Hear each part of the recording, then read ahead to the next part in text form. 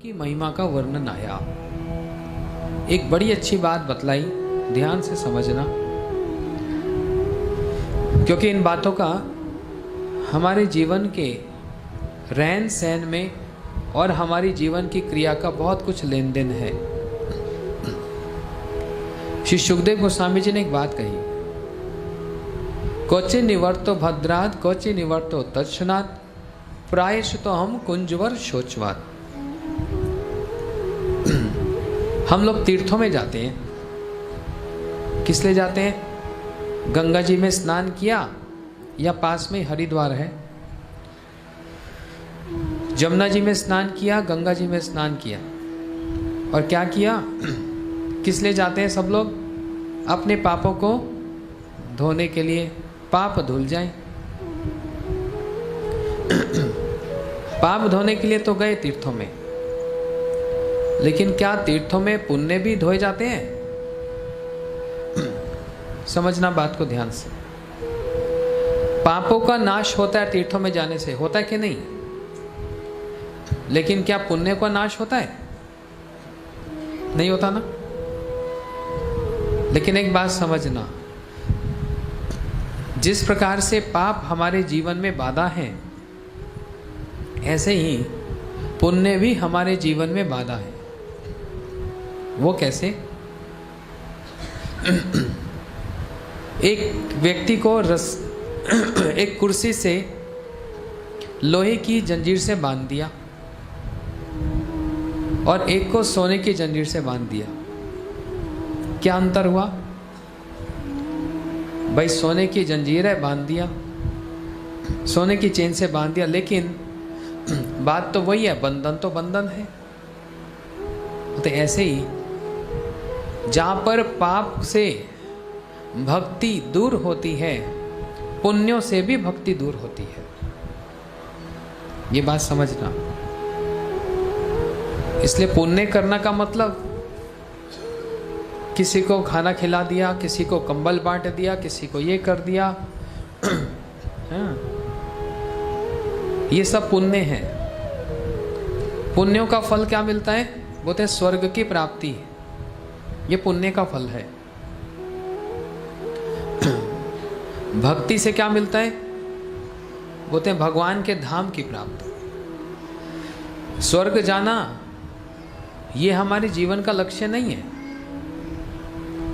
स्वर्ग जाना जीवन का लक्ष्य नहीं है। वहां जाकर बहुत अच्छे से रहन सहन हो सकता है, लेकिन जहां पर हमारे पुण्य समाप्त होंगे, स्वर्ग से फिर यहां पर फेंक दिया जाएगा, इस पृथ्वी पर फिर से फेंक दिया जाएगा। तो क्या लाभ हुआ? जब यहां से वहां गए, वहां से फिर फेंक दिया गए, पुण्य समाप्त हो गए, यहां पर आ गए, तो क्या लाभ हुआ? देखो ध्यान से समझना। इन सारी बातों को समझाने के लिए भागवत जी में एक बड़ा सुंदर चरित्र वर्णन हुआ कि पाप और पुण्य का जीवन में क्या लेन देन है, इससे क्या होगा। जब कोई पाप करके तीर्थों में जाकर उसको स्नान करके अपने पापों को वहां समाप्त करता है, लेकिन पुण्य को समाप्त नहीं कर पाता, तो वो पुण्य कहां समाप्त होते हैं? इसलिए कहा गया, ना धर्म करो ना अधर्म करो।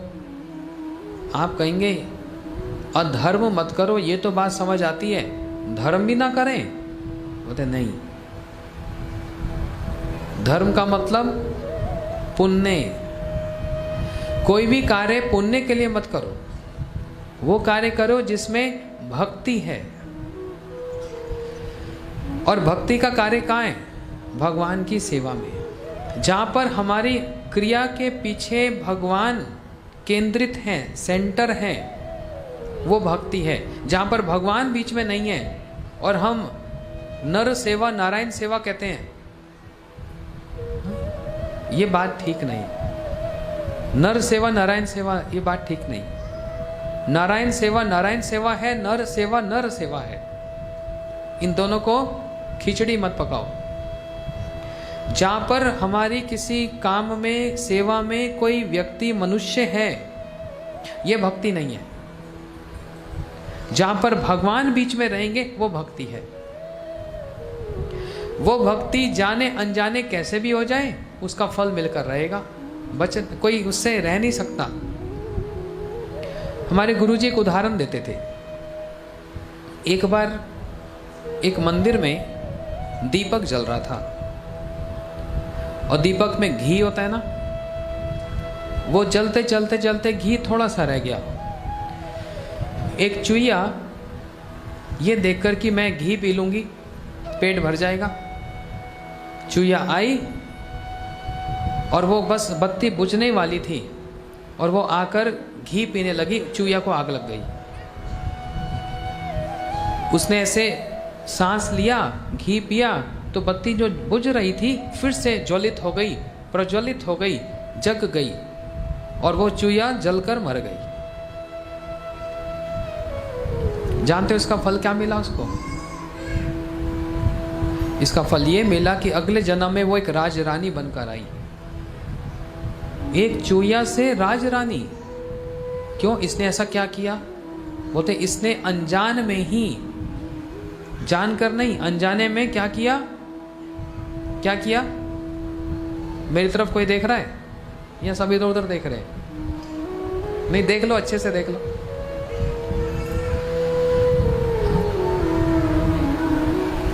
चूया ने क्या पिया?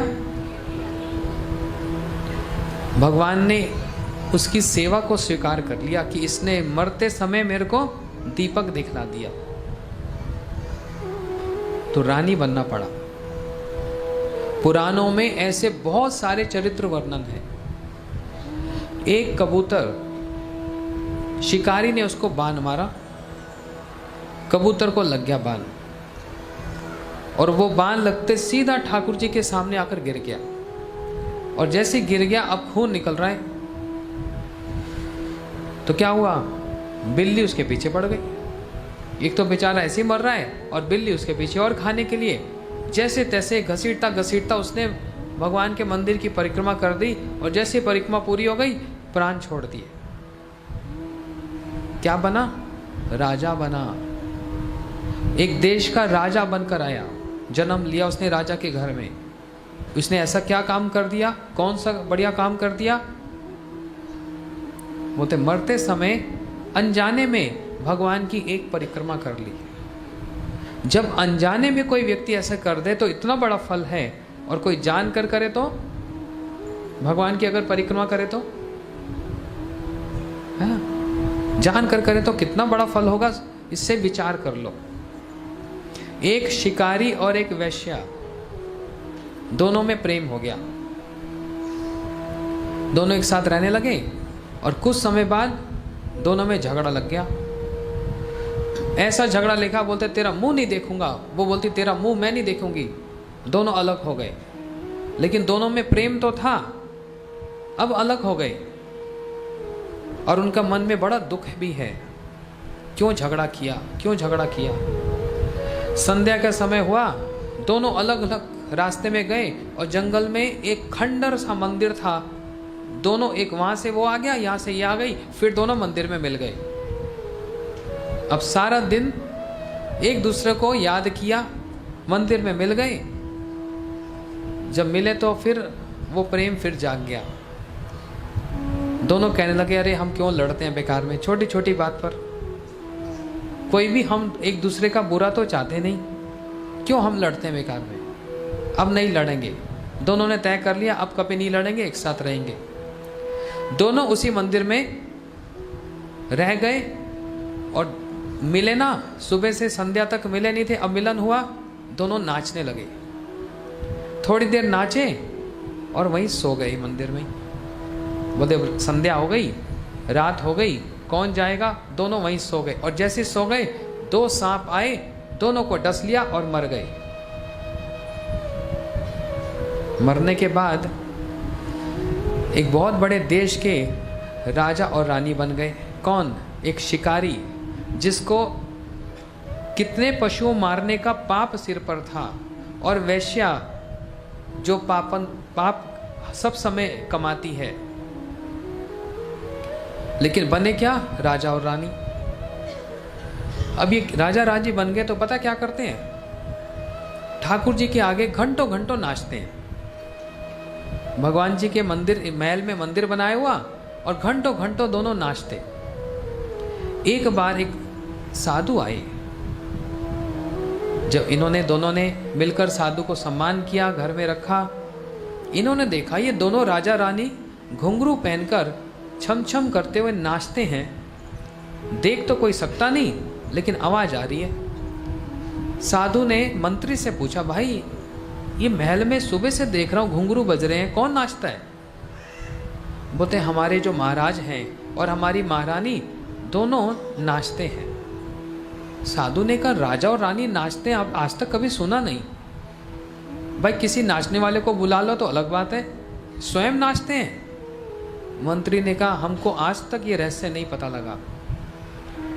आप महाराज हो, आप साधु हो, आप पूछ सकते हो। बोलते आज मैं पूछूंगा। संध्या में दोनों मिलने आए, साधु को प्रणाम किया, भोजन दिया, दक्षिणा दी।